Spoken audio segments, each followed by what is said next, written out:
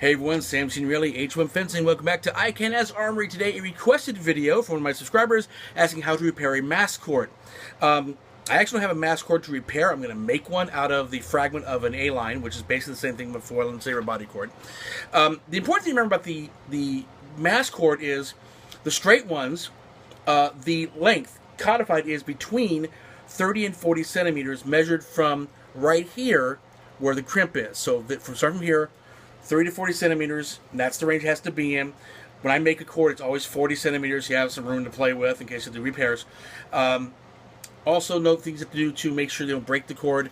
You see the strain relief. We have 3 lengths of stacked heat shrink. We have a length of 1/8, then 3/16, and then 1/4. They all go to this point here, and I'll show you how to do that with when I do this other end here. When I make a mast cord, the original length of the wire is 50 centimeters, 50. At the end of it, I strip off 5 centimeters, about 2 inches. And you'll see why when I get to that point. How I attach it, I use both the screw that comes with the clip, if it's a Mueller 27, and soldering onto the top like Leon Paul does. The rules require only that the wire be visibly soldered. I prefer to have a nice mechanical connection and a solder backup, because if you take the screw out and use a solder ball, that solder ball breaks, the joint breaks, you get intermittent connections. Thank you, Ullman, for not doing it right. And that's what I do here. So, another example, good thing about that is you have connection on both sides of the clip, because the screw is actually on the bottom side of the clip. The top part is where the solder joint is. So both sides of the clip have connection with it. So first I'm going to do is I'm going to heat shrink the heat shrink onto the wire, and we'll be right back for that one. Okay, so we're going to pretend that this mast cord is broken. We're doing repairs. I've already stripped it. I'm going to take the 1/8 inch heat shrink, slip it through there. Remember, it looks like when I did the body cords. So there's the end right there. I'm going to put it right to the end there. And the heat shrink it down, so stand by. Remember this from the body cord video. It's the exact same technique, same stuff, same heat gun.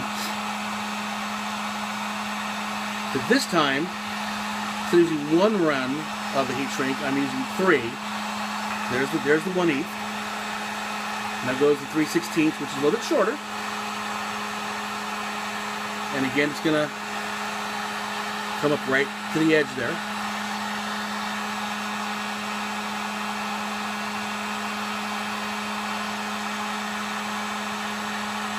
Okay.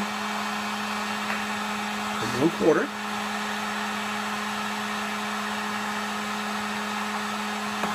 Again, you see how I have them stacked.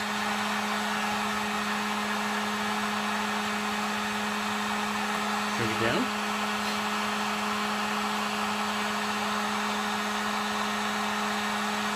Okay. And now you have a nice stacked length of heat shrink. And what is that for? So you widen the bend radius. You minimize the sharp bends here at the clip, which could break the wire just like on a body cord housing. And I will now do the soldering. Be right back. Okay, now I'm gonna put the wire on. I'm not gonna solder it down yet. Now this crimp here is open normally, so I'm gonna put it through this part through the crimp, run the wire under the screw head, crank the screw head down.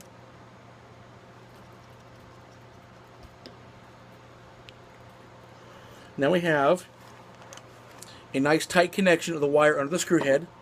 Take a pair of pliers and push the crimps down so they hold on to the heat shrink.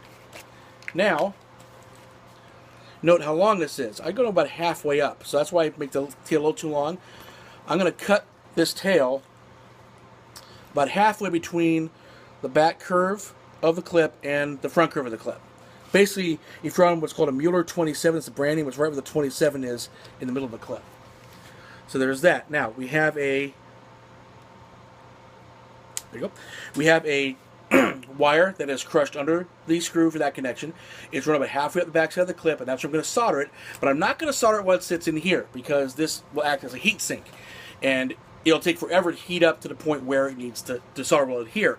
When you solder, you don't melt the solder onto the end surface. You heat the clip up until the solder melts because of that heat, then it sticks better. If you don't do that, you get what's called a cold solder joint. It can break loose. We had the problem we talked about earlier where the solder ball breaks. I have a little jig for that. Stand by and I'll show you. Okay, so I'm back, and this is the part where armorists roll their eyes at each other because we all make our own tools. This is a little jig I made for the way I solder. My soldering technique is not really that good. I have a habit of having to overheat stuff because I put it to metal. So what I did was did something to isolate the clip. PVC thing here won't conduct heat. I have a nice sturdy L bracket here covered by heat shrink, and I do is I clip the clip to the heat sink, the heat shrink rather, and that way it is isolated from the here. I can push down on it to hold it in place, and all the heat goes into the clip.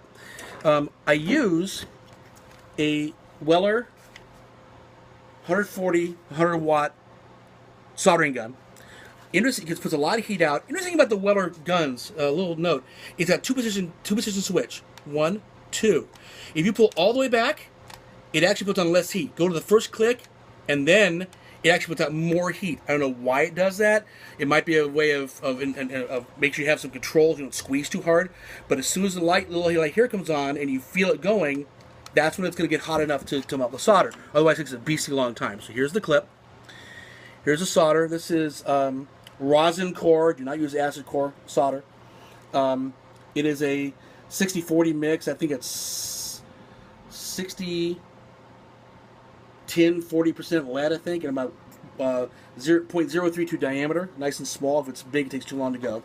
So what I'm going to do is I'm going to first get the gun going, and I'm going to melt a little solder onto the tip.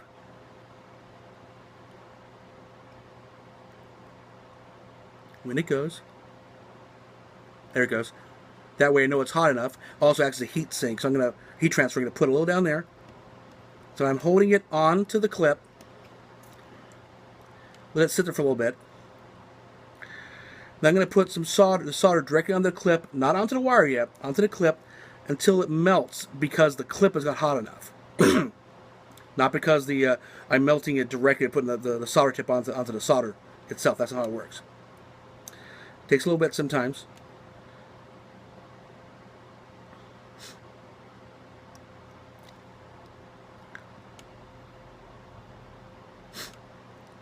Yeah, it's still melting. And this is why, if I had it in the vise, it'd take forever to melt because the vise was soaking up all the heat. So it still takes a little time to get going. There it goes. So now the solder's melting. Put a little dab there. Now I'm going to use the tip of the soldering iron and push the wire into it. Hold it down. And then, again, I'm not touching the solder tip. I'm touching around the wire where it is hot enough to melt the solder and adhere to the clip.